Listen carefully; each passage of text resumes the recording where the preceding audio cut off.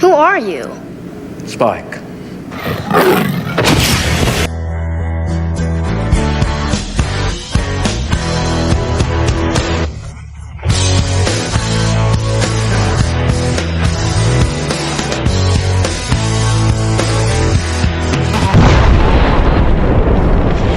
Je pense ne surprendre personne en vous disant que la série Buffy contre les vampires est sûrement une des meilleures séries du XXe siècle. D'ailleurs, on a déjà fait une vidéo qui traite du sujet sur la chaîne, une des premières qui était sortie.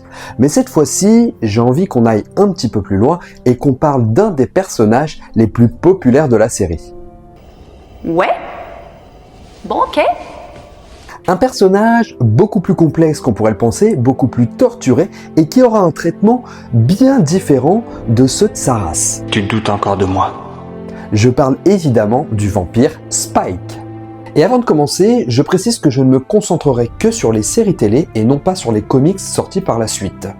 Nous allons parcourir ensemble l'ascension de ce personnage au sein de la série, en revenant sur les fondamentaux de son histoire, et le comparer à ce que doit être initialement un vampire dans le lore de la série. Mais pour commencer cette vidéo, je vais d'abord vous présenter la création par les scénaristes de ce personnage. Alors, j'ouvre grand mes oreilles. Nous arrivons en saison 2 de la série Buffy contre les vampires et le maître est mort.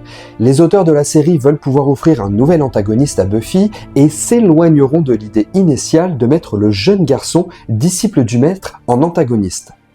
En effet, les scénaristes avaient peur d'être bloqués scénaristiquement parlant, car le jeune garçon devait être le nouvel antagoniste, mais sachant que l'acteur allait grandir, il n'allait plus du tout être crédible, étant donné qu'un vampire n'est pas censé vieillir. Non? Non.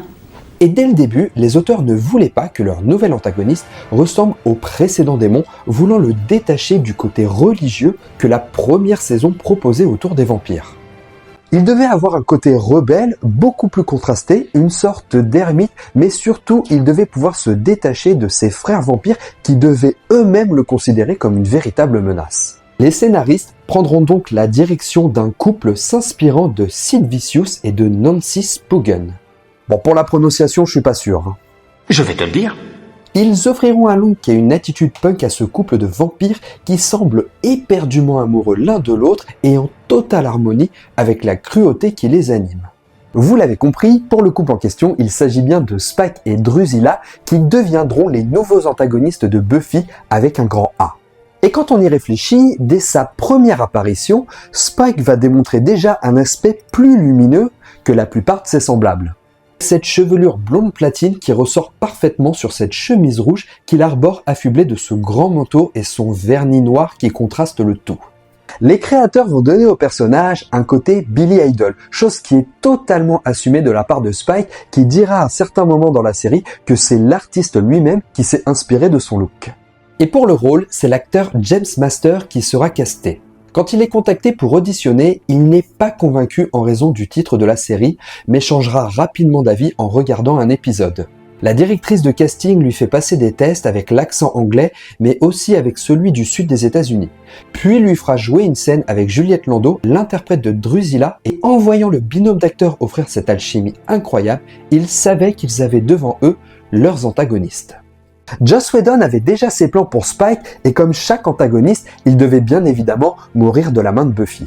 Mais le personnage eut une popularité tellement immense que Joss Whedon décidera de l'épargner pour le faire revenir en saison 3 et il fera de lui un personnage récurrent à partir de la 4e saison jusqu'à la fin du show et sera même un personnage principal de la dernière saison du spin-off de Buffy, Angel. Pour faire simple, Spike est littéralement le Vegeta de Buffy contre les vampires.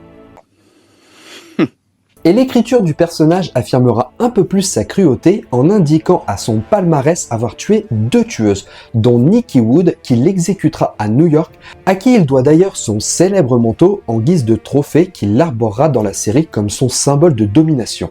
C'était Donna Lowe qui avait décrit: en revêtant le manteau de la tueuse, il assimile et embrasse le pouvoir féminin qu'il symbolise.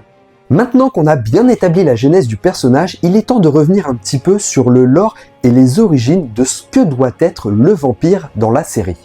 J'avais préparé. Je savais quoi dire. Bon, jusqu'ici, rien d'extraordinaire, un vampire est un démon qui doit être assoiffé de sang. Il se nourrit principalement d'êtres humains et comprenez bien que tous les vampires sont initialement des humains qui ont été convertis. Et il faut bien comprendre que lorsqu'un vampire ment un humain, celui-ci ne se transforme pas automatiquement et va au contraire plutôt mourir se vidant de son sang. Non, si un vampire veut pouvoir transformer un être humain en vampire, il doit lui-même lui faire boire son propre sang. Une sorte de symbole de la fécondation du démon. En gros, le vampire tue l'âme de l'être humain pour le remplacer par un démon qui prendra possession du corps et du cerveau de ce dit humain en y gardant ses souvenirs. Et c'est là que la notion du démon qui va remplacer l'âme de l'humain prend tout son sens, car il faut bien comprendre que l'humain est littéralement mort, et que le démon, même s'il a la conscience, même s'il a le visage et l'identité de son prédécesseur humain, il n'est aucunement la même personne, ce qui peut être d'ailleurs extrêmement déroutant pour les proches de la victime. On peut noter par exemple la fois où Cordelia se retrouve dans un univers alternatif où Willow et Alex sont devenus des vampires et ne sont plus du tout les êtres humains qu'ils ont été. Mais alors, me direz-vous, en quoi Spike est-il un vampire si différent des autres? Parce que jusque-là, il a l'air de répondre à tous les critères de la définition. Je suis mort depuis tellement longtemps. Eh bien, vous allez voir que dès l'introduction du personnage dans le show, jusqu'au spectre de ses origines, Spike, dit William le Sanguinaire, aura un traitement bien différent et va conserver son âme. Voilà ce qui m'empêche d'être un monstre. Nous sommes à Londres en 1880 et ce jeune homme qu'on appelle déjà William le Sanguinaire avait en fait été affublé de ce nom pour avoir la particularité de faire saigner les oreilles des personnes qui écoutaient ses poèmes. En somme, William le Sanguinaire est un être diamétralement opposé à Spike. C'est un être faible, un être lâche, qui évolue dans une aristocratie qui ne le respecte absolument pas. Faites attention. L'encre n'est pas encore sèche. Je vous en prie, c'est une œuvre inachevée. Et même la femme qui le convoite se moque de lui. Vous êtes indigne de moi. Il trouve son seul bonheur au travers de sa mère qui l'aime tendrement, mais qui est malheureusement mourante, souffrant de la tuberculose. Et on sent qu'au travers de l'amour qu'il porte à sa mère, William se sent utile de pouvoir s'occuper d'elle, ce qui lui offre finalement une raison d'exister au travers de l'humiliation dont il est victime. Et c'est un soir, après une ultime humiliation, qu'il tombera sur Drusilla qui le convertira en vampire.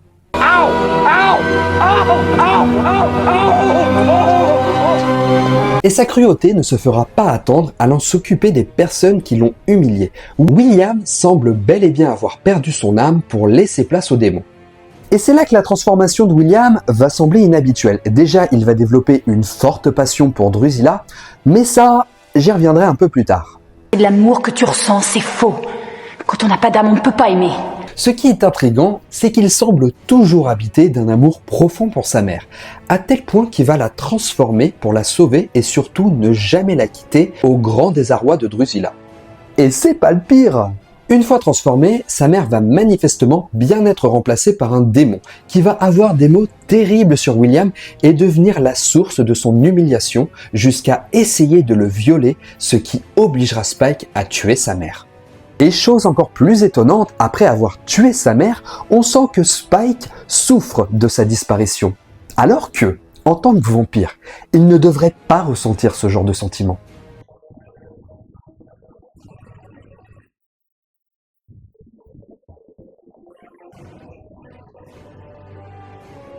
C'est accompagné de Drusilla, Darla et Angel qu'il partira semer la terreur dans toute l'Europe.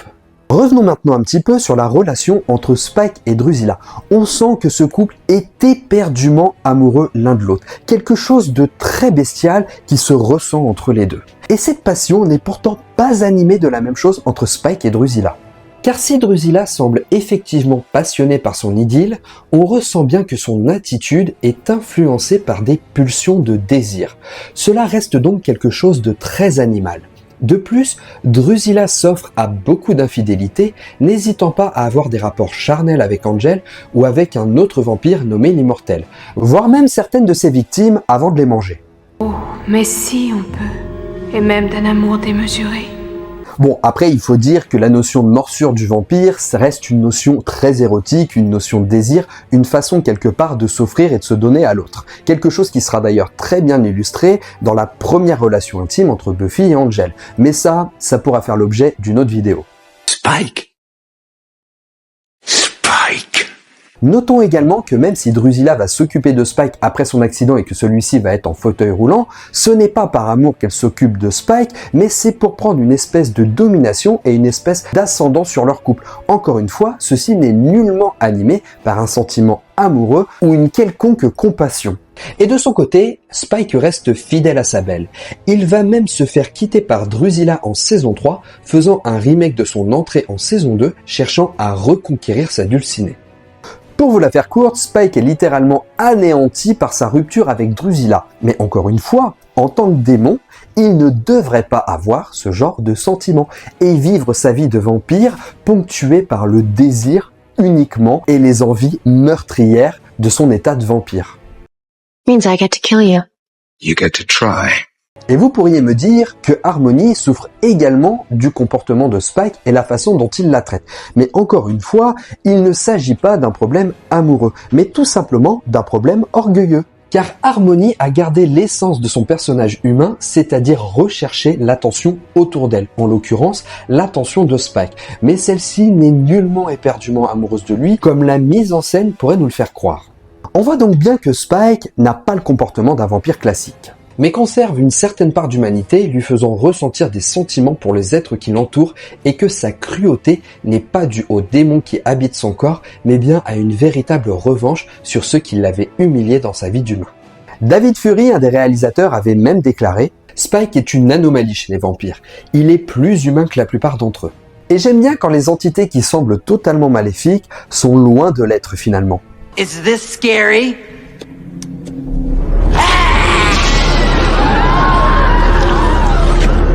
Tout ce dont on a parlé arrive à un moment de la série où Spike n'était pas encore un des personnages les plus importants. Il va avoir sa récurrence à partir de la saison 4 et là, les choses vont se compliquer un peu plus pour lui. Devenu personnage récurrent, il sera affublé d'une puce électronique qui l'empêche de faire du mal aux humains, mais lui permet tout de même de déchaîner sa colère sur les démons. Un élément scénaristique qui permet à Joss Whedon de faire passer Spike d'un antagoniste à un anti-héros et donner une raison au spectateur d'aimer ce personnage. Est-ce que tu l'aimes? Non, mais j'ai des sentiments pour lui. Toutefois, sans le rendre trop humain et rester fidèle aux raisons qui nous ont poussés à adorer cet anti-héros. De plus, les interactions avec Buffy vont nettement évoluer, étant bien plus présentes au travers des épisodes jusqu'à ce que Spike fasse de nouveau preuve de sentiments humains en tombant carrément amoureux de Buffy.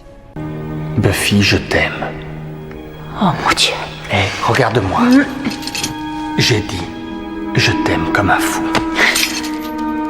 Et le pire, c'est que Spike est totalement ok avec cette idée et qu'il s'investira de plus en plus dans le combat de Buffy, jusqu'à prendre soin de ce que Buffy avait de plus précieux, sa petite sœur. Et c'est d'ailleurs cet élément clé qui fera comprendre à Buffy que Spike a encore quelque chose d'humain à l'intérieur de lui, même si très honnêtement, elle aura du mal à le reconnaître. Au travers du spectateur, il n'y a que Buffy qui perçoit la bonté de ce vampire, tout en gardant en tête ce qu'il est. Et il était intéressant de développer cet élément scénaristique en saison 5, étant donné que, initialement, cela devait marquer la fin de la série avant qu'elle soit renouvelée pour 2 saisons sur une chaîne concurrente. D'ailleurs, dans la saison 6, lorsque Buffy sera ressuscitée, Spike est le seul réconfort qu'elle arrive à trouver. Elle entamera même une relation avec lui, arrivant à voir ce qu'il ressent pour elle, tout en ayant une attitude autodestructrice, n'assumant pas sa relation avec un vampire qui, officiellement, est dépourvu d'âme. Mais vous l'avez compris, Buffy ne va pas du tout assumer cette relation, car elle n'oublie pas la véritable nature du démon et ne comprend pas comment elle peut s'amouracher d'une créature venue des enfers. Sauf que vous l'avez bien compris, que Spike est un vampire bien différent de ses semblables. Mais pardon, tu veux dire pourquoi pas? Pourquoi tu ne comprends jamais quand on te dit non? Et la série arrivera à nous ramener à la bestialité de Spike lorsque, dans un élan de passion, ne comprend pas le refus de Buffy à se donner, il manquera de la violer. Tu veux savoir pourquoi je ne pourrai jamais t'aimer? Buffy, je ne voulais pas. Parce que tu n'es qu'un prédateur, avec des appétits sans limite. Ce qui le poussera à aller chercher ce qui lui manque pour être un être complet et en accord avec lui-même, son âme. We will return your soul.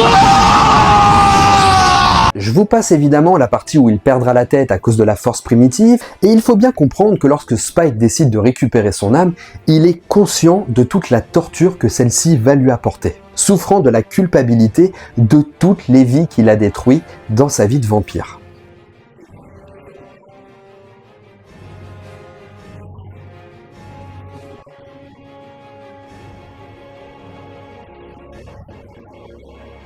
Et encore une fois, cette décision il la prend en étant vampire, ce qui appuie une fois de plus et une fois de plus que Spike n'est pas un vampire ordinaire.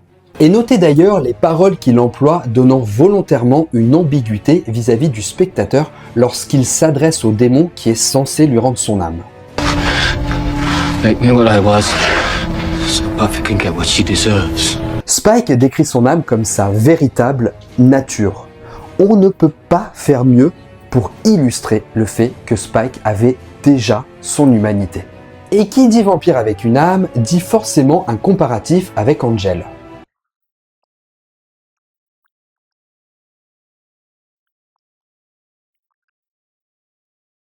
Angel a effectivement une âme, mais n'oubliez pas une chose, l'âme d'Angel est une muselière, c'est une malédiction qu'on lui a donnée pour qu'il paye tous les crimes qu'il a commis étant vampire. Car lorsqu'Angel était le démon Angelus, il n'a absolument jamais ressenti de sentiments humains. Bien au contraire, il prenait énormément de plaisir à détruire ses victimes, que ce soit physiquement, mais également psychologiquement. Spike se permet d'ailleurs de rappeler à Angel que de son côté, il est allé chercher son âme et qu'il s'est battu pour la récupérer. But me, I fought for my soul. Pour conclure, on peut dire que Spike est sûrement le vampire le plus populaire de toute la pop culture. Bon, ok, j'exagère peut-être un petit peu, en tout cas pour moi oui. Voilà ce qui m'empêche d'être un monstre. Car ce côté hybride qu'il représente en tant que créature avec à la fois de réels sentiments humains et d'autre part la réelle cruauté du vampire qui est finalement toujours alimenté par un sentiment humain, la haine. Et je ne peux m'empêcher de penser que Spike aura été la source d'inspiration pour toutes les histoires à l'eau de rose autour de gentils vampires qui tombent amoureux de gentils humains. Avant, tout était parfaitement clair. Tueuse, vampire, vampire saigne la tueuse. Spike est l'antagoniste d'une série qui a su prendre une place tellement importante qu'il en est presque devenu le protagoniste dans une ère où le public ne s'intéresse pas encore aux anti-héros et dont la définition sera clairement lancée par ce vampire à part entière qui a toujours gardé son âme avant de se battre pour la récupérer officiellement. Et nous terminerons là-dessus pour cette analyse autour du personnage de Spike. J'espère que cette vidéo vous aura plu. N'hésitez pas à liker, partager, commenter, c'est ce qui aide le plus la chaîne. Vous pouvez également devenir membre soutien et avoir accès à du contenu en avant-première. En attendant, pensez à vous abonner pour ne pas rater les prochaines vidéos. Moi je vous laisse, ciao les amis. Reposez en paix, reposez en paix, dormir au cimetière, cacher mon amour, l'enfouir au creux de la terre. Si je contrôle mon pauvre corps, mon âme se tourmente à jamais.